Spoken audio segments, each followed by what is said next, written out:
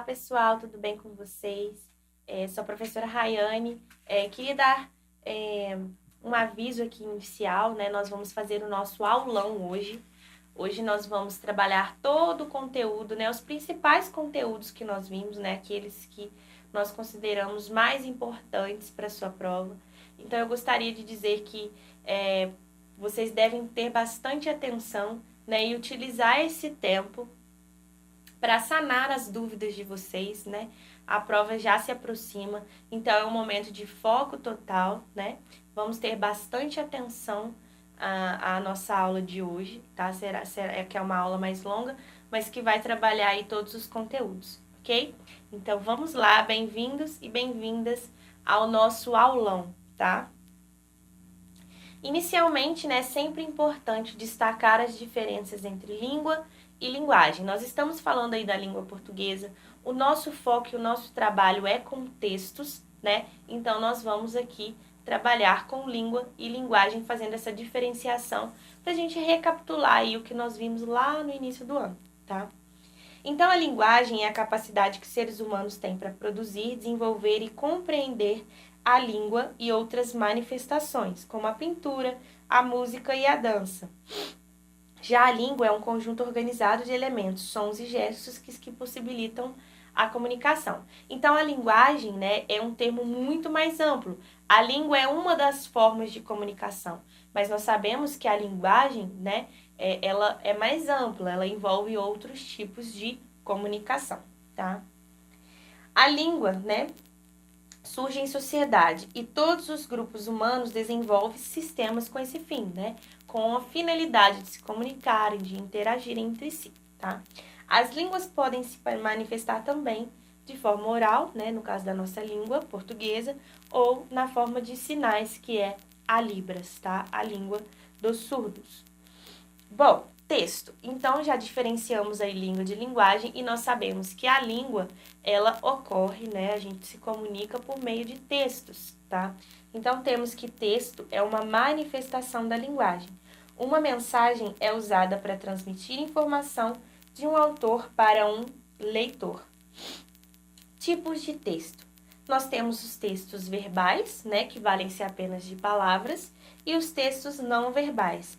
Não se valem de nenhuma palavra, apenas de imagens. E temos também, né, a linguagem mista, que utiliza tanto a linguagem verbal quanto a linguagem não verbal. Fato são os textos multimodais, né, as tirinhas, as charges, as histórias em quadrinhos.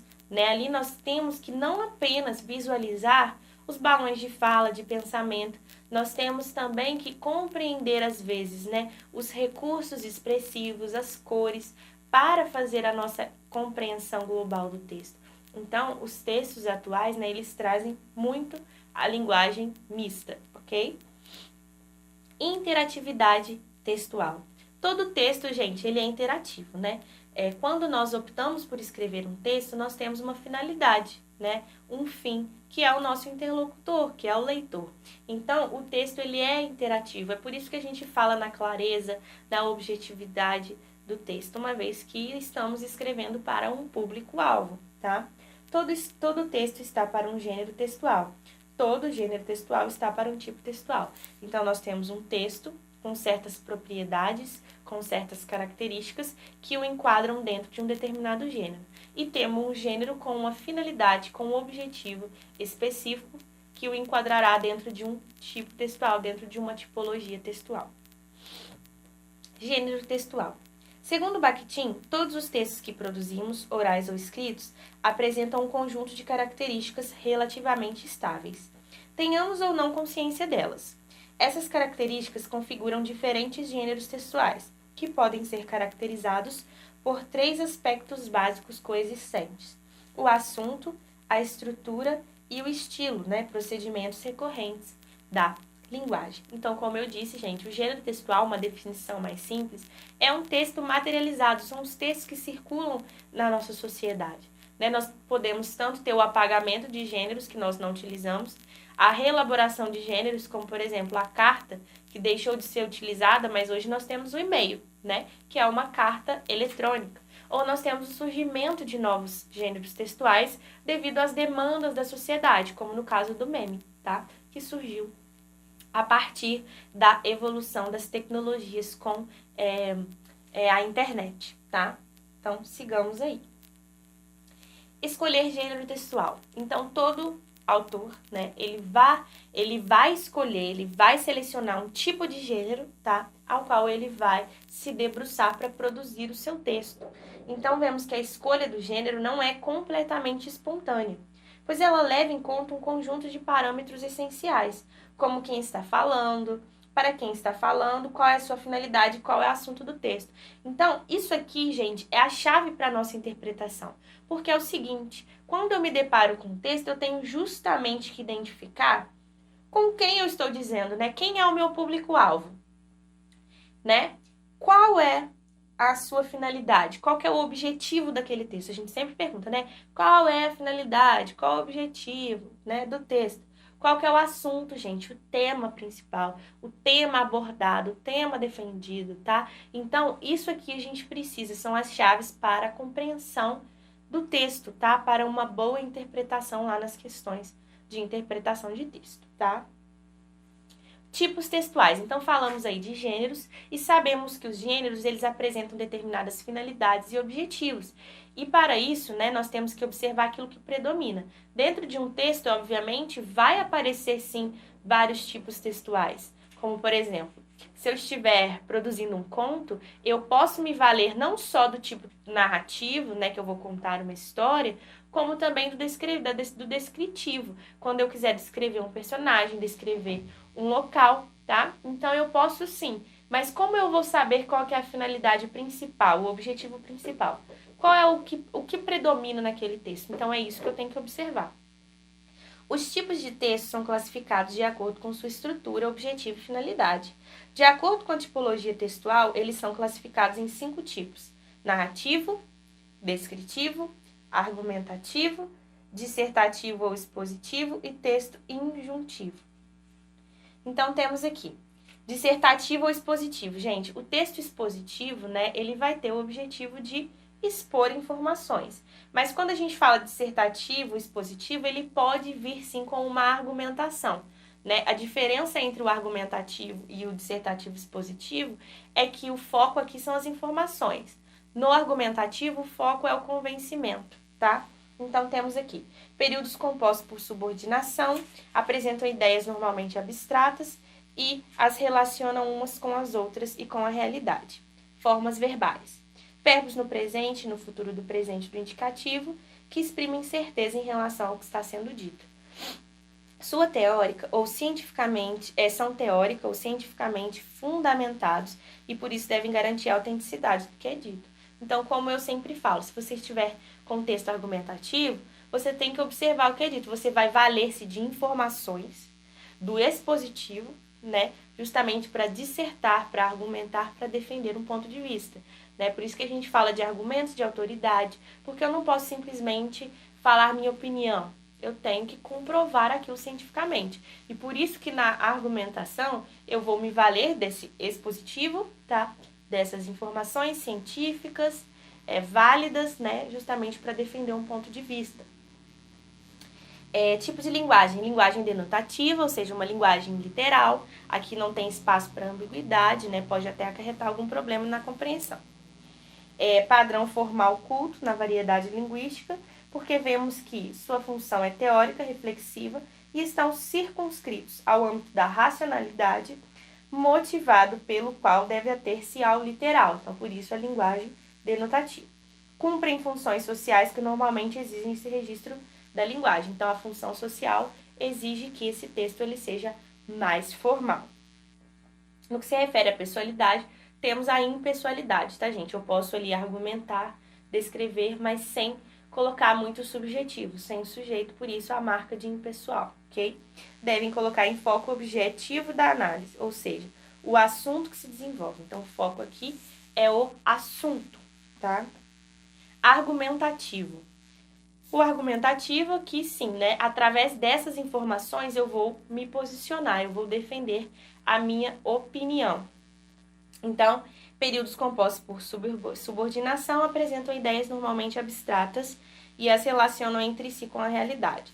Verbos no presente e no futuro do presente, do indicativo, que exprimem certeza em relação ao que está sendo dito.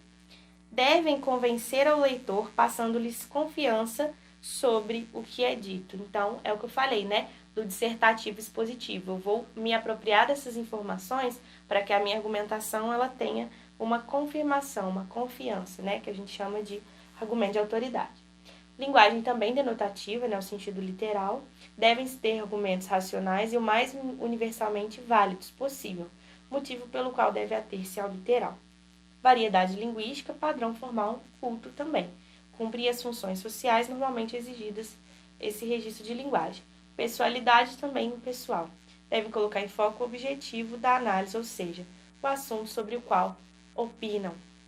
O texto narrativo, diferente do dissertativo, expositivo e do argumentativo, já tem, né, uma mudança aí no que se refere tanto às formas verbais quanto, né, ao tipo de linguagem. Então, vejamos. Estrutura frasal. Períodos compostos por coordenação relatam fatos reais ou fictícios e os relacionam com uma linha temporal, de modo a configurar uma ação. Formas verbais. Verbos no pretérito perfeito e imperfeito do indicativo. Relatam fatos presenciados a narrativas no presente, mas são menos comuns, né? A gente tende a ir por passado. Variedade linguística. Padrão formal culto. Se narram fatos reais, como fazem as notícias. Cumprem uma função social que exige esse registro de linguagem. E também formal, com representação de diferentes vozes e, portanto, diferentes registros. Então, se eu estiver falando de um texto mais real, né, obviamente que eu vou adotar um padrão mais culto, com fatos reais.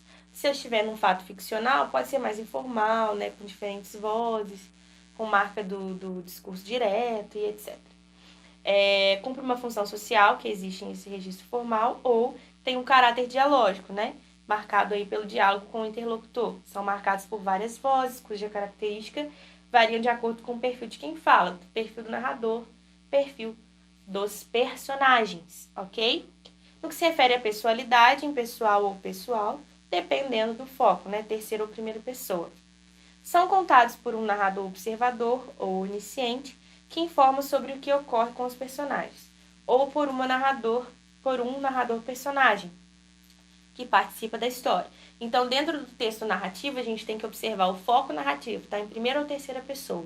Qual é o tipo de narrador, tá? Qual que é o público-alvo? Então, o texto narrativo, a gente tem que observar esses elementos que são importantes para a sua compreensão.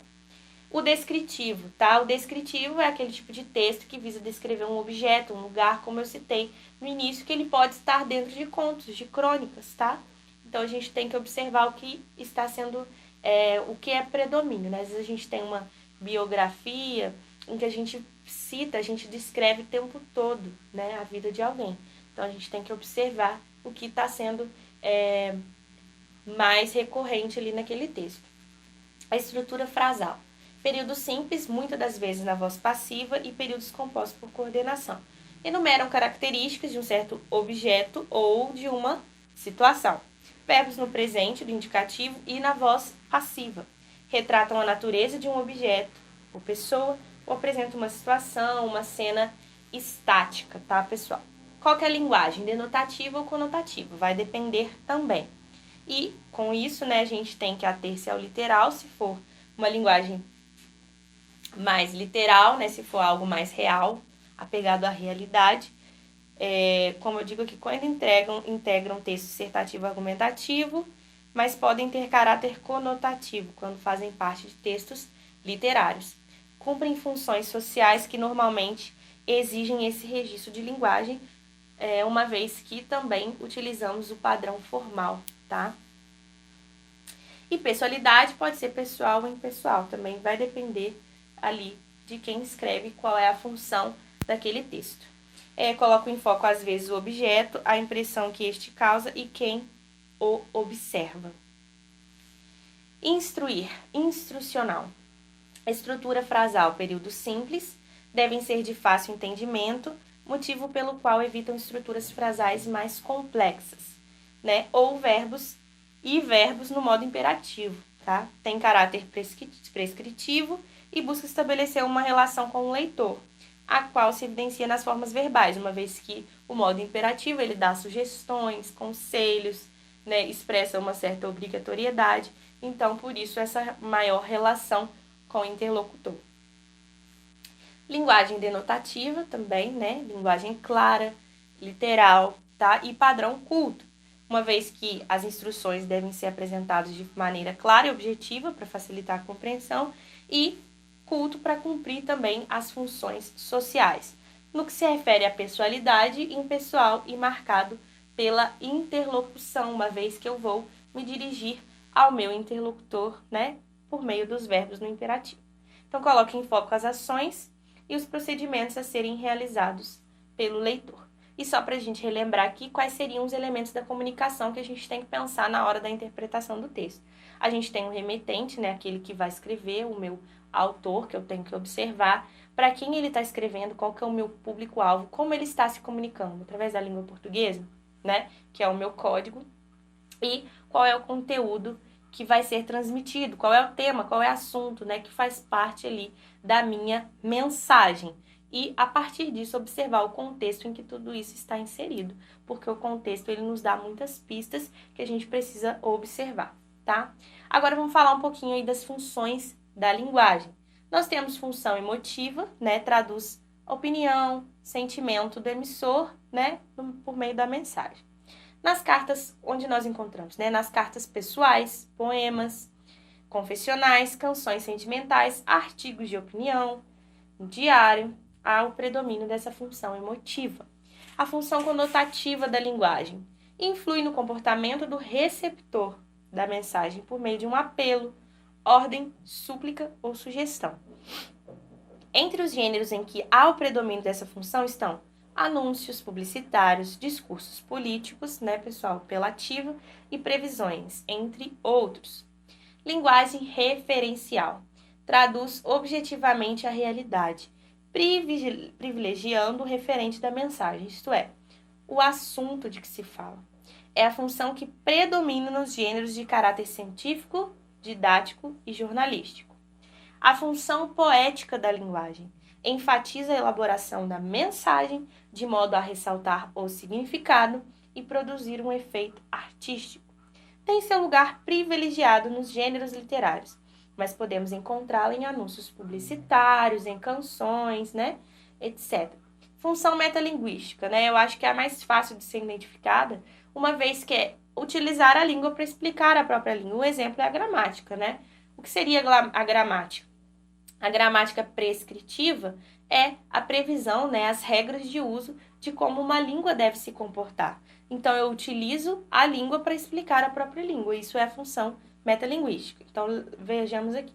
Utilizo o código como assunto ou como explicação do próprio código.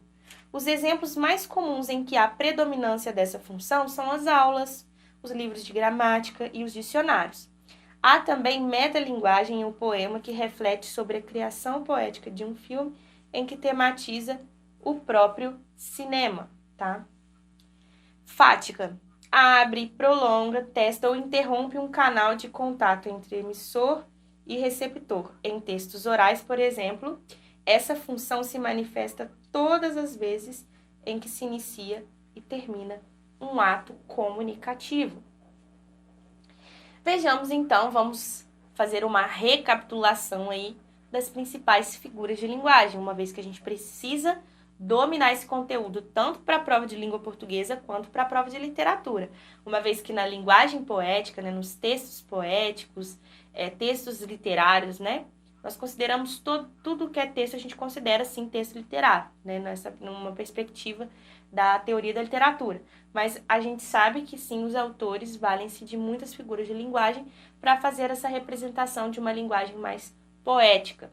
Então vejamos aí, metáfora, tá? A gente sabe que é uma comparação implícita, porque na metáfora eu tenho a figura de linguagem de metáfora e a comparação. Na metáfora eu vou fazer isso implicitamente. Nossa, a Luísa é um anjo. Se eu disser que é um anjo, eu estou utilizando metáfora. Se eu disser que ela é como um anjo, eu já estou valendo-me da comparação. Então, basicamente, na metáfora, isso tem que estar mais implícito, tá? Então, vejamos aqui, ó. É uma forma de comparação implícita, em que o elemento não aparece. Essa comparação é feita de modo subentendido e geralmente é encontrada em poemas, músicas, história infantis, entre outros. Enfatiza o sentido conotativo. Então, vejamos aqui, ó. Brameiro é guerreiro, é trabalhador, por isso a brama tá tão suada, tá? Então, faz essa comparação implícita. Metonímia consiste na substituição de palavras com sentidos próximos, ou seja, é utilizada uma palavra em vez de outra, sendo que ambas possuem uma relação de proximidade. Enfatiza o sentido figurado. Então, Red Bull te dá asas, né? Pensava que o lençol de banho estava branco, mas o dela tem brancura homo, tá? Então, eu uso aí homo, tá? Red Bull ali para fazer essa substituição de palavras que têm um sentido próximo. Sinestesia caracteriza-se pela combinação, fusão e mistura de diferentes sentidos. Então, aqui eu tenho a mistura de sensações, tá?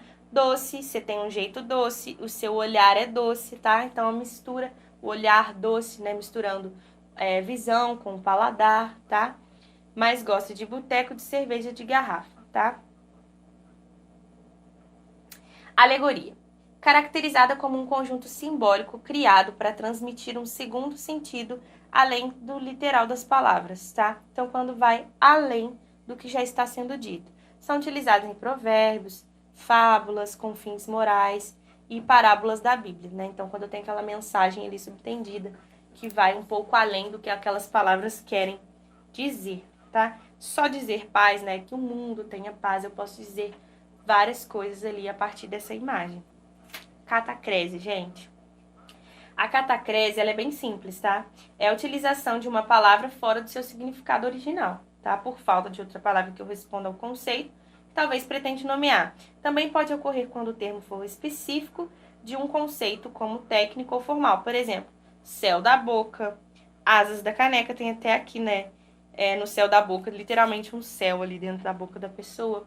Costas da cadeira, é quando a gente não tem uma nomeação e a gente utiliza termos já existentes para nomear, né, esses outros elementos.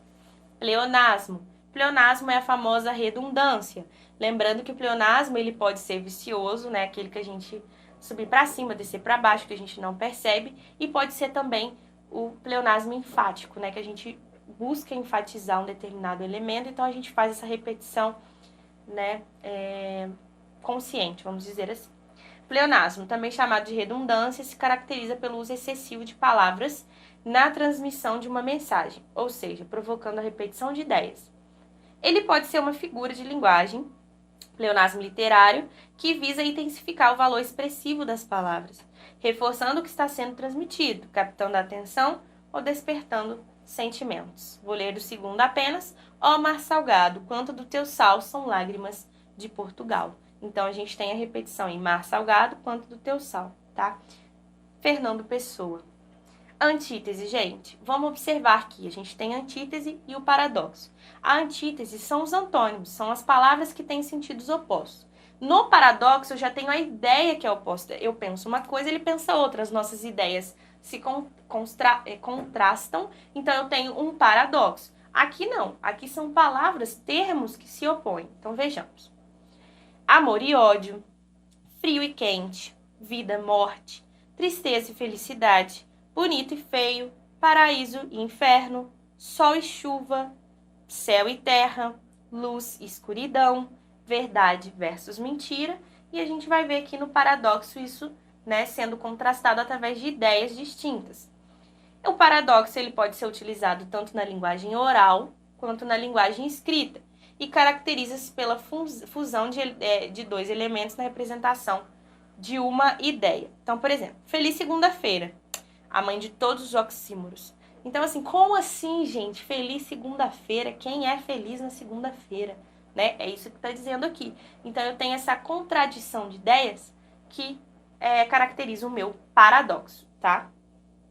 O eufemismo, né, que a gente fala que é a famosa suavização, que se opõe à hipérbole, que já vem com o exagero, tá? Então, a gente vê que o eufemismo, ele é utilizado para tornar o discurso politicamente correto, né, gente? Pra gente ser bem, assim, vamos dizer que eticamente, moralmente falando, a gente ser mais polido, né? A gente ter aquela sensibilidade, o que a gente chama hoje de empatia, né? Pra gente justamente não cometer equívocos, ser desnecessário, deselegante, né, com as pessoas.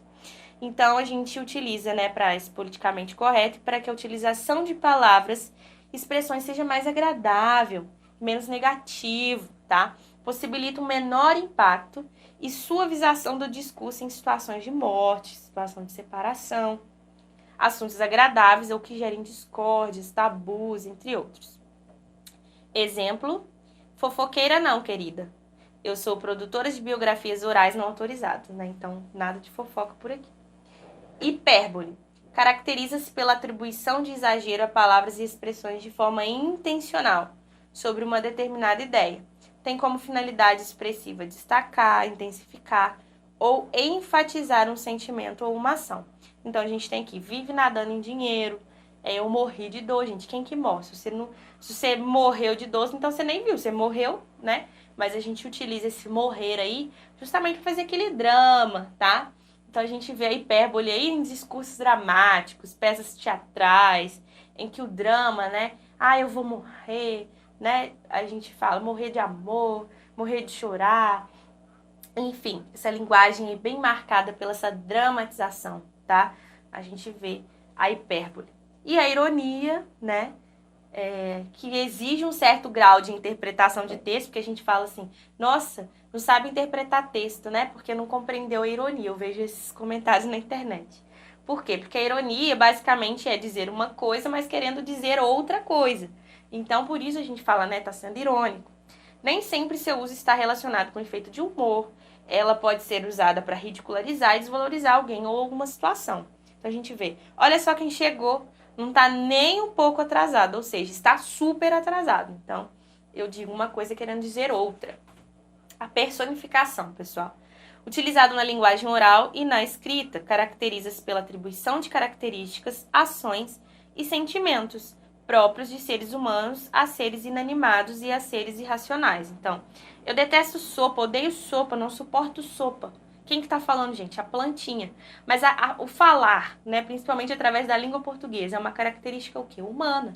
Então, a gente vê aqui um animal conversando com... Ou não, o animal não tá conversando, na verdade é a plantinha que tá conversando. O cachorro só tá passando e observando a situação.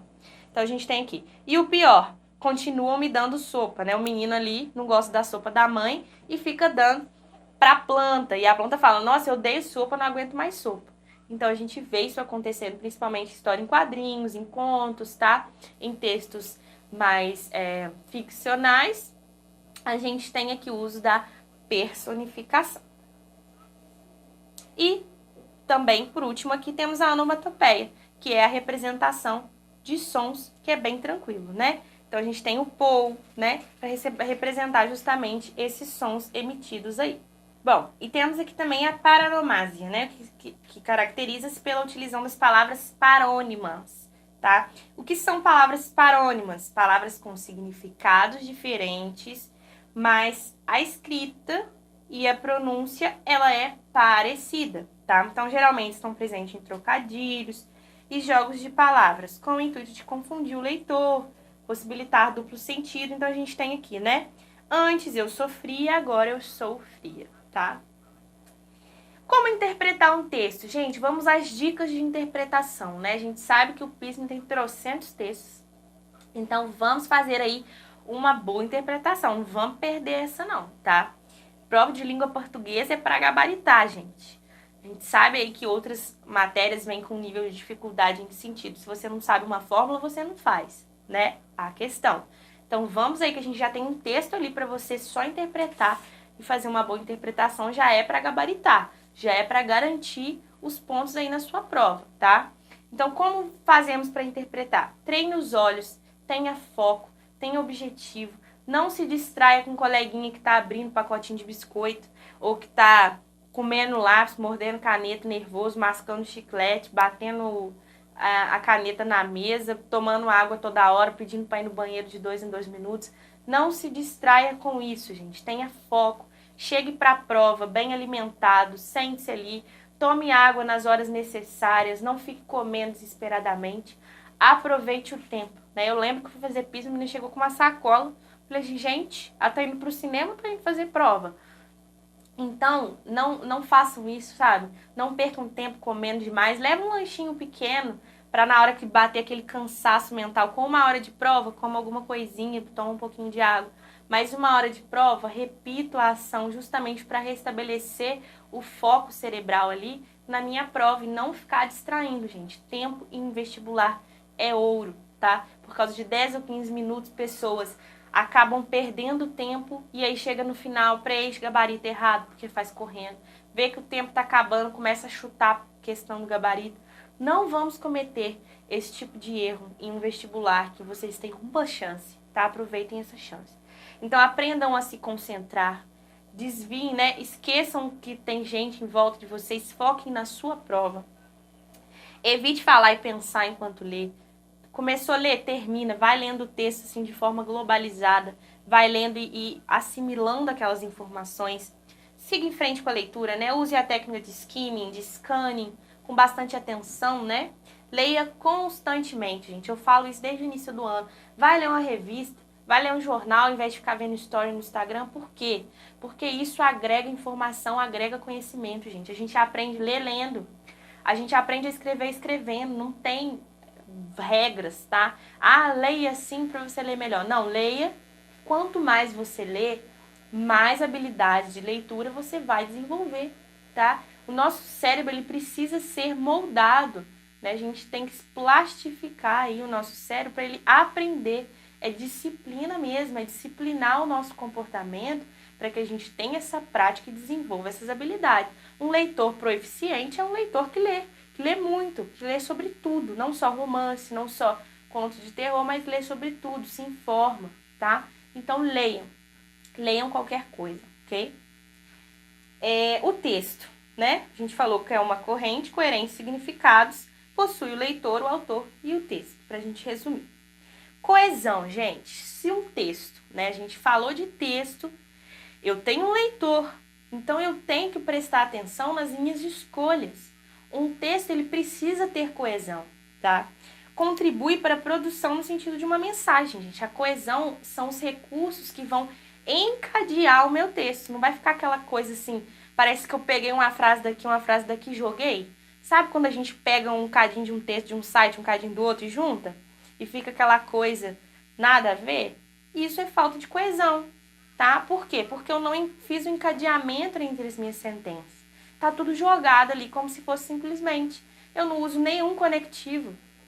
Eu não uso nenhum recurso de referenciação. Não faço nenhuma substituição. Isso empobrece demais o texto, gente. Dificulta a compreensão, tá? Coesão lexical, por meio da substituição. Assegura a continuidade do termo. Então, a lexical eu uso palavras para fazer a substituição. Sinonímias, uso sinônimos para evitar repetição. Nominalização. A nominalização é o uso de um substantivo para retomar um verbo citado anteriormente. Então, Armando se casou, ou casamento, tá? Para fazer justamente, tá vendo, esse encadeamento de ideias. Hiponímia. Relação existente entre uma palavra de sentido mais específico e outra de sentido mais genérico, que tem com a primeira traços semânticos comuns. Então, mamífero está numa relação de hiponímia com animal, tá? Assim como a gente tem aí geladeira, está numa relação de hiponímia em relação a móveis da casa, utensílios domésticos de cozinha, tá? Hiperônimo, aí é ao contrário, né? Relação estabelecida entre um vocábulo de sentido mais genérico e outro mais específico. Então, animal está para leão, gato, né? E por aí vai. Então, é exatamente o contrário. É quando eu tenho o mais genérico e depois eu vou especificando. O outro já parte do mais específico para o mais genérico. Elipse. Elipse é aquela omissão que a gente faz, né? Primeiro ele começou a beliscar entre as refeições, depois começou a comer, então eu omito aí, tá? O meu verbo. Então eu posso omitir verbo, eu posso omitir preposição. Tem vários recursos que a gente deixa, por exemplo, ali com elipse. Agora ele come refeições entre refeições. Enfim. Pontuação, gente. Chegamos aí nas pontuações, tá? A gente sabe que no PISM 2 a gente tem aí o uso de pontuações, as figuras de linguagem, interpretação muito recorrente. Vocês viram aí, eu resolvi provas anteriores justamente para que vocês pudessem ver o conteúdo caindo na prova de vocês, né? Então vamos ter atenção aqui. A pontuação de um texto. Em um texto, a pontuação, gente, é importantíssimo, né? Isso é indiscutível. Não tem como eu observar a expressividade da oralidade sem que eu utilize os sinais de pontuação. Na escrita, a percepção ali é através dos sinais de pontuação. Então, vamos ver qual o sentido dessa frase sem os sinais de pontuação. João toma banho e sua mãe diz ele, quero banho frio, né? Olha só. Em primeiro momento, a sequência presente não faz sentido nenhum. E o desafio é pontuá-la. Veja, ó. João toma banho e sua, mãe diz ele, quero banho frio. Qual a diferença de sentido? A mulher nervosa saiu da reunião. A mulher nervosa saiu da reunião. A mulher é nervosa, o outro ela estava nervosa. E no caso do menino aqui, né, a gente vê que fica totalmente estranho. Aqui deveria ser 2 pontos. João toma banho e sua mãe diz. E sua mãe, diz ele, quero banho frio. Ou João toma banho e sua mãe diz, quero banho frio, diz ele, tá? Vejamos. Só um minutinho para passar os slides. Bom, então vimos aqui, já dei a explicação, né, da diferença de sentido. E geralmente vemos que frases longas, a ideia pode ficar confusa. Então a gente tem que fazer um texto bem pontuado. A menina bonita que mora ao meu lado sempre me cumprimenta. Eu, gentilmente, aceno para ela com alegria. Digo bom dia ou boa tarde. A menina bonita que mora ao meu lado sempre me cumprimenta. Eu, gentilmente, aceno para ela. Com alegria, digo bom dia ou boa tarde. Então, a gente vê que a pontuação ela faz muita diferença. Ela pode, inclusive, fazer ou desfazer ambiguidades, tá? Então, temos aí a vírgula, ponto e vírgula, o ponto final, os 2 pontos, o ponto de interrogação, o de exclamação, as reticências, aspas, parênteses e travessão. A vírgula, que é a que mais gera dúvida, né, gente? Até adulto, assim, depois que ainda estiverem velhos, vocês podem ter dúvida. Será que aqui tem uma vírgula ou não tem? Tá? Então, a gente precisa ir sanando essas dúvidas aí agora, que é tempo, né? Então, vejamos. A vírgula usada para marcar uma pequena pausa sem dar fim ao enunciado. Separar termos de uma oração ou de um período. Vai uma vírgula aí, pessoal. Intercalação. Então, a vírgula para intercalar. Brasil, país emergente, entre vírgulas. O resto do material, pedras, tijolos e cimento, entre vírgulas, tá? Para intercalar. Pode ser utilizada também para fazer isolamentos. Emanuel, venha cá. No caso aqui de vocativo, né, quando nós proferimos um chamamento, tem que estar separado por vírgulas. Onde está, ó Deus, que não me responde? Então, me referindo a Deus também, separo obrigatoriamente por vírgulas. Para a omissão de um termo, para marcar elipse, a gente usa a vírgula. O avião foi isolado e os passageiros impedidos de desembarcar. Ou seja, está em omissão, então a gente repara com a tá? Coordenação. As orações coordenadas assindéticas separam-se por vírgulas, porque as sindéticas são separadas por conjunções, as assindéticas por vírgulas. Então, levanta cedo, tomava café, colocava uma roupa folgada e saía para trabalhar, tá? Comprei laranja, melão, uva, pera e maçã. As orações coordenadas sindéticas separam-se por vírgulas, exceto as aditivas, que são separadas por E, tá? Então, Carlos, porque se eu tenho eu, não tem a vírgula, tá? Ou tenho eu, tem a vírgula. Há poucos casos em que o E ocorre com a vírgula, mas é lá naquele caso de intercalação, né? Esse caso aqui, ó. Deixa eu mostrar pra vocês. De intercalação. Quando eu quero intercalar, eu poderia o Brasil e vírgula, país emergente, faz isso e aquilo. Aí eu posso ter o E e a vírgula, mas só quando eu estiver intercalando, ok? Então, por isso que eu falo exceto as aditivas, porque eu uso eu ou eu uso a vírgula. Há raras exceções em que os dois aparecem juntos, tá? Carlos, ora apresentava calmo, ora agitado. Não obtive um bom resultado, pois não me esforcei, ou mas, né? Então, nessas orações coordenadas, a gente tem o uso das vírgulas. Há somente 2 casos em que as aditivas são constituídas pela vírgula. Quando possuírem sujeitos diferentes, os alunos não se mostraram interessados e o professor não fez questão de incentivá-los. Então, aqui eu tenho uma marca de sujeito que eu falei que são as raras exceções em que um acontece junto ao outro. Quando o conectivo E estiver repetido várias vezes, configurando um polissíndete. Os garotos estudaram e demonstraram seus conhecimentos e sagraram-se vencedores nas Olimpíadas de Matemática. Explicação. Os jogadores que foram criticados pelo técnico, que a gente chama, né, de aposto. Então, quando eu tenho aqui uma explicação, eu separo por vírgulas. Ou um deslocamento. A gente tem a ordem direta do português, né?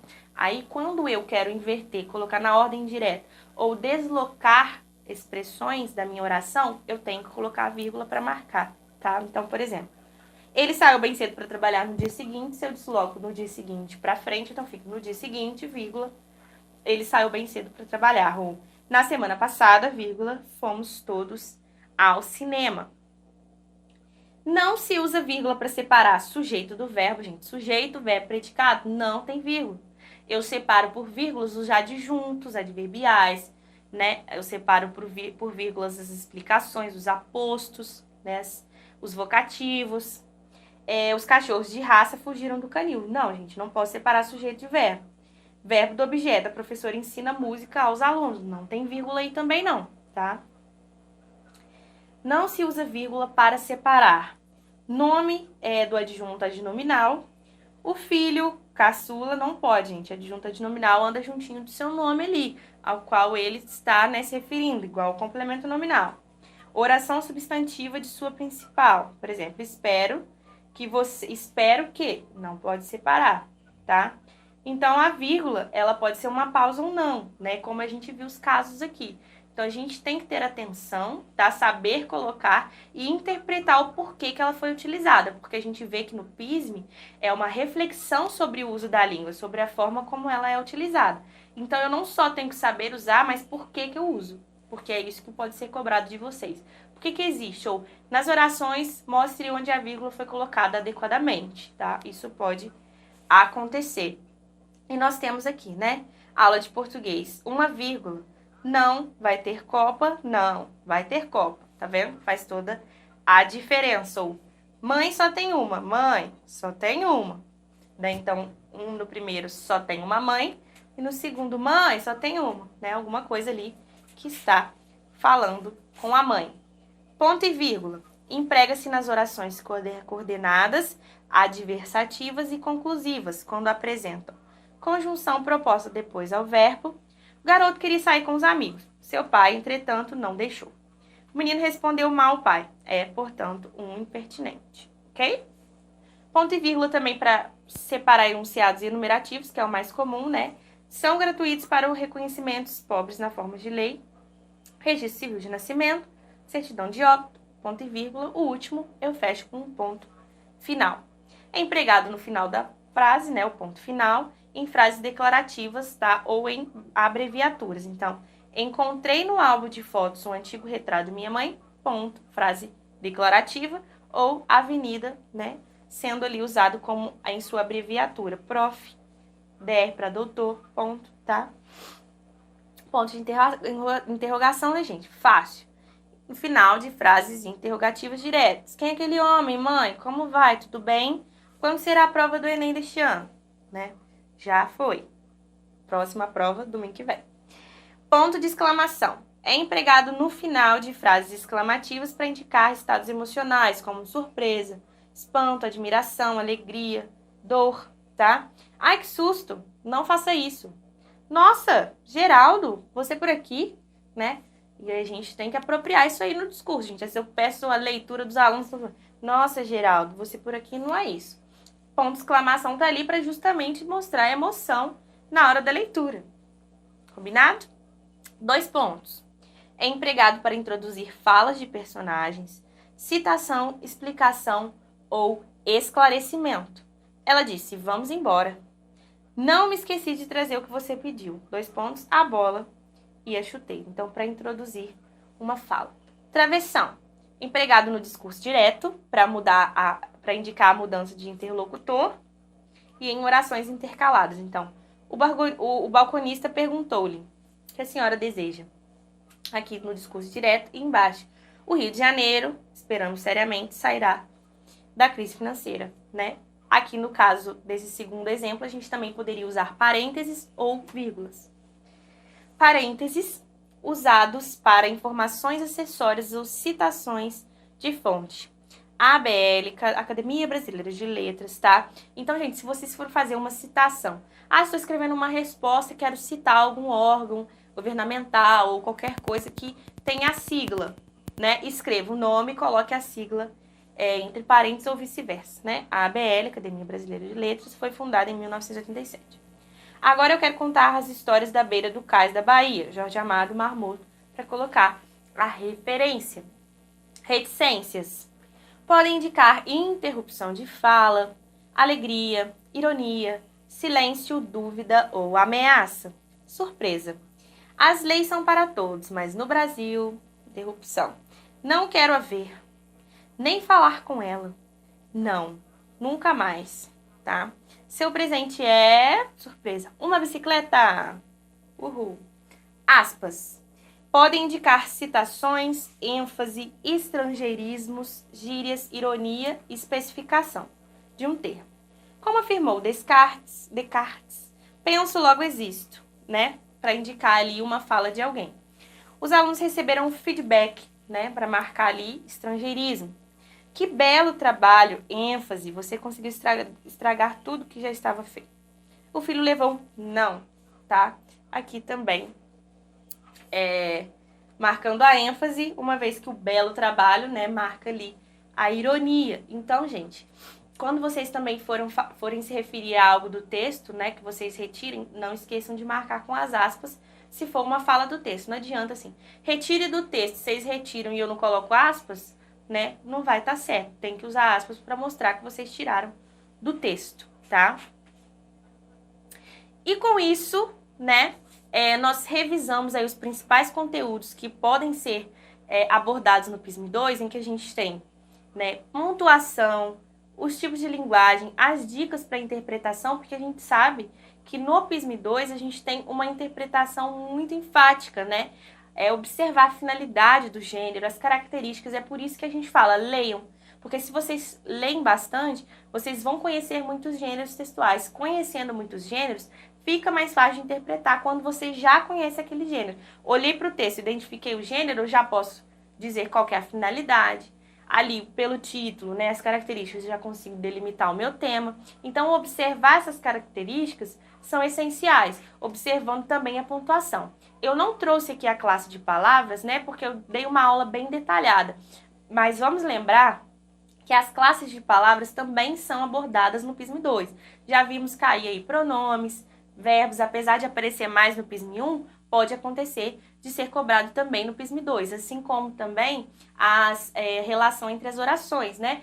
De causa, de consequência, uma explica a outra, uma justifica. Então, deem uma olhada também nesse conteúdo das relações entre as orações e também nas classes de palavras. Se você esqueceu de alguma, né, principalmente o pronome, as funções, os tempos e modos verbais, deem uma olhada no nosso material, voltem nas aulas anteriores, porque é importante para que vocês consigam aí se apropriar desses conteúdos e levar aí para a prova de vocês, tá? Como eu disse aqui, né, a gente faz um apanhado, né, do que tem caído mais, mas como eu já disse anteriormente, nós corrigimos algumas provas anteriores. Eu fiz com vocês justamente para que vocês observassem o conteúdo que mais cai, né? Vocês podem ainda observar as provas mais anteriores, para vocês verem a evolução, como tem mudado, como hoje está mais contextualizado, está mais compreensão e interpretação de texto, tá? Então, só para recapitular, classe de palavras nós temos 10, né? Nós temos aí pronome e verbo com mais ênfase, as conjunções, os advérbios, né, que são as expressões que denotam circunstâncias de lugar, de tempo, né? Isso também pode aparecer as conjunções no sentido de introduzir orações explicativas, temporais, de causa, tá? Causa e consequência, de proporção, de condição. Então, é isso que a gente tem que observar. O que é condicional, o que não é, tá? Dentro ali da sintaxe, nós observamos também os adjuntos, o sujeito predicado, justamente para que a gente pudesse fazer essa análise mais minuciosa, né, da nossa sentença, da nossa sintaxe, e a gente carregue um conteúdo, né? Eu trago aí a sintaxe justamente para que vocês tenham acesso a um conteúdo um pouco mais denso, mais explicativo, e vocês compreendam a forma, a língua em sua forma global. Então, a gente tem, né, a sintaxe aí com os adjuntos, complementos verbais,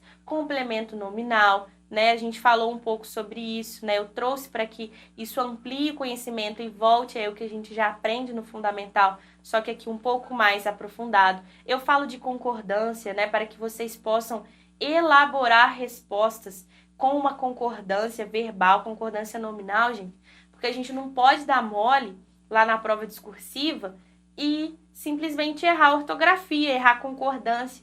Vamos fazer aí uma resposta bem elaborada. Eu percebo, às vezes, uma certa... Vou dizer, né? Às vezes a gente fica com preguiça de elaborar uma resposta na prova de língua portuguesa. Então, a gente tem que ter essa atenção, né? Porque na prova de língua portuguesa, gente, a gente tem que fazer ali, redigir um textinho legal, uma resposta completa. Então, quando estiverem redigindo, voltem aí no conteúdo de concordância verbal, concordância nominal, se atentem, façam os exercícios da apostila, né? Os exercícios que vocês têm, treinem com exercícios de outro vestibular, porque a prática, ela literalmente leva à perfeição. Então, quanto mais vocês praticam, quanto mais exercícios vocês fazem, melhor fica, mais fácil fica. Porque eu falo, interpretação, gente, vocês têm que praticar, né? Da mesma forma que eu aprendo a escrever, escrevendo muito, aprendo a ler, lendo bastante, eu vou colocar em prática, né, a minha interpretação de texto à medida que eu vou fazendo bastante exercício, porque aquilo ali vai se tornando um hábito, eu crio habilidades, aqui eu fico, aqui fica mais fácil, né? E aí vocês conseguem fazer essas jogadas, né, que são mais fáceis, né, que fica mais rápido ali no final da prova. Então, lembrando aí que nós falamos sobre língua e linguagem, nós falamos sobre as funções, trabalhando bem essa questão do texto, da linguagem, que é o foco da prova, né, a análise do texto, a interpretação, compreensão da língua por meio do texto, né, o assunto, o tema que está sendo abordado, né? E a partir disso a gente vai explorar os recursos da nossa língua, que é o que a gente fez ao longo desse ano, olhando para a classe de palavras, como eu falei aqui agora, para os tempos verbais, modos verbais, o que eles representam, se eles indicam dúvida, como no modo subjuntivo, se eles indicam certeza, como no modo indicativo, ou se eles expressam um conselho, uma sugestão, uma obrigatoriedade, como no modo imperativo. Então, a gente tem que se apropriar, a gente tem que refletir o porquê nós utilizamos. É esse exercício de reflexão. Por que eu uso o verbo? Por que o autor escolheu esse verbo? Por que ele está escrevendo o texto no presente? É para me aproximar, né? É para trazer o leitor para uma realidade mais atual? Se ele está escrevendo no passado, ele está querendo me contar uma história? Se ele está descrevendo, ele está com a intenção de descrever alguma coisa e me trazer informações e aumentar o meu conhecimento, então é ter justamente essa malícia de procurar entender os objetivos comunicativos daquele texto, a adequação daquele texto, o tipo de linguagem utilizado, né? Porque a gente fala muito de variação linguística. Aquele texto, ele é formal, ele é informal, ele vale-se de gírias, ele tem ali uma característica mais regional, como o texto de algumas regiões. Então, a gente tem que observar, porque a variação linguística ela é importante. E o que a gente precisa se atentar na variação linguística? A variação linguística, a gente tem que olhar também para o preconceito linguístico. Não existe forma errada e certa. Existe adequação aos diversos contextos. Então, quando eu falo de variação linguística, eu tenho que lembrar que eu tenho variação de região, eu tenho variação de idade, né? Às vezes, a forma que uma pessoa mais velha fala não é a mesma que um jovem fala. Às vezes, a gente pode se apropriar muito mais de gírias, né, de coloquialidades, e aí a gente tem que olhar para o nosso texto, né, com esse olhar de licença poética, de que o autor ele tem a licença para usar os recursos de linguísticos que ele quiser, né, observar se ele quer se adequar à norma padrão ou não. Então, isso tudo também está dentro da compreensão dos falantes de língua portuguesa com as suas variações. A gente sabe que varia de região para região, né, a gente tem a norma padrão justamente para aproximar essas diversas regiões, né? A gente tem ali, se a gente cada um falasse de um jeito, a gente não ia se entender. Então eu tenho uma norma padrão não para gerar preconceito, né? Para falar que eu falo certo e ele fala errado. A norma padrão, ela tá ali justamente para nos tornar um povo que fala uma língua única, que é a língua portuguesa. E dentro dessa língua portuguesa, eu admito sim as variações, tá? Então a gente tem que lembrar disso para não cometer o preconceito linguístico. Então falamos aí de variação, falando das regras de uso, né? Olhando ali para a sintaxe, para a classe de palavras, olhando ali para a ortografia. Então, se tem dúvida, uso do hífen, uso de crase, tá? Dá uma olhada, dá uma pesquisada, as palavras que vocês mais utilizam. Treinem bastante, né, a prova discursiva, a escrita de vocês, para a letra ficar bem legível, porque isso tudo conta na hora da prova, gente. Se eu chego lá, eu tenho 500 provas para corrigir, aí eu começo a ler aquela letra toda bagunçada, toda rasurada, né? Façam ali no rascunho uma simulação de resposta, depois vocês vêm melhorando aquilo ali. Por quê? Porque não adianta chegar ali o corretor ver uma prova toda rasurada, porque isso não vai ser legal para vocês. Então, que vocês tenham uma boa prova, façam uma excelente prova, estudem nessa reta final, se apropriem do conhecimento e boa sorte a todos e todas. Até mais, tchau, tchau!